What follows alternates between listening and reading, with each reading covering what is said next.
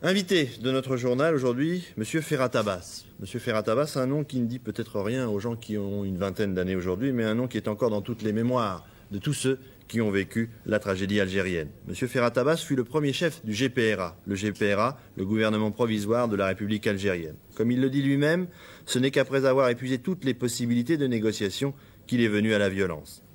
Rien ne l'y poussait en effet. M. Ferhat Abbas, né dans une famille aisée du Constantinois, étudiant en pharmacie, marié à une pied-noire, conseiller général, puis conseiller municipal de Sétif, engagé volontaire dans l'armée française en 1939, semblait parfaitement intégré à l'Algérie française. Jusqu'en 1942, date à laquelle il forme un parti politique nationaliste modéré qui, en 1946, réclame une république algérienne fédérée à la République française. Mais une fois de plus, la preuve est faite qu'il faut des drames pour que l'histoire avance, et tout ce qui aurait pu se régler autour d'une table de négociation se réglera à la pointe des fusils.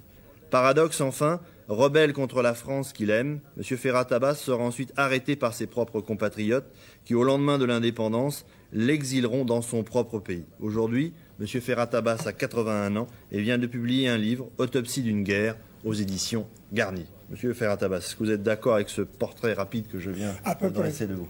Rien à... Oui, il n'y a rien à ajouter. Bien, ce qu'on peut peut-être ajouter, c'est que après votre exil, cet exil dans votre propre pays a duré un certain nombre d'années.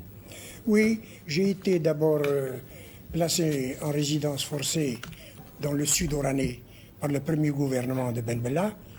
Et puis ensuite, en 1976, au moment où Boumedienne allait lancer sa charte algérienne et faire la constitution algérienne, avec l'ancien président Ben Khadda, le vice-président de l'association des oulémas et l'ancien secrétaire général du MTLD, nous avons fait une déclaration où nous disions que, à ce moment-là, un moment historique comme celui que nous étions en train de vivre, il fallait donner la parole au peuple.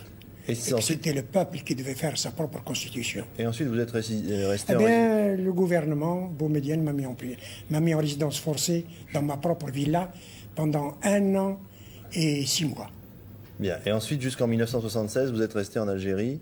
Je suis resté en Algérie. Il m'a libéré, il m'a donné... Mais il ne m'a pas rendu mon passeport. Je ne pouvais pas quitter l'Algérie. Et c'était regrettable parce que, étant un peu malade, j'avais besoin de soins en France, de changer de climat. Et aujourd'hui, M. Ferhat Abbas? Aujourd'hui, je suis libre. Je navigue librement entre l'Algérie et la France. L'Algérie où je réside, et j'ai un pied-à-terre en France où je viens me soigner et me reposer. Et quelle impression ça fait d'avoir combattu un pays, ensuite d'être enfermé dans son propre pays? Mais rien n'a changé pour moi. La France reste la France. Vous savez, et je crois que ce sentiment est partagé par tous les Algériens qui viennent en France. Même aujourd'hui? Même aujourd'hui. Bien, M. Ferhat Abbas, vous allez rester avec nous tout au long de ce journal. Nous présenterons tout à l'heure un certain nombre de documents sur la guerre d'Algérie et sur votre action au moment de cette guerre d'Algérie.